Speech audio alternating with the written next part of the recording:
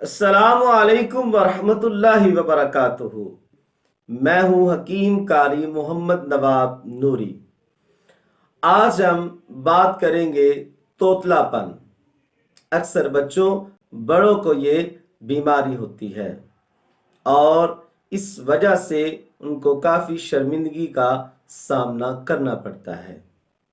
مغز بادام 50 گرام، ورق نکرا چاندی کے ورق 10 گرام 10 عدد، اور مغز پستہ 20 گرام، زعفران 5 ماچھا، شہد 200 گرام، لونگ 5 گرام، دار چینی 10 گرام۔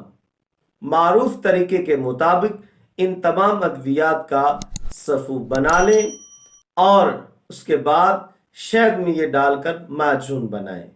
ایک چمچ صبح و شام استعمال کریں، کم از کم 1 ماہ استعمال کریں۔ انشاءاللہ العزیز توتلا پن سے نجات مل جائے گی۔ دعاؤں میں یاد رکھیے گا۔ اللہ حافظ۔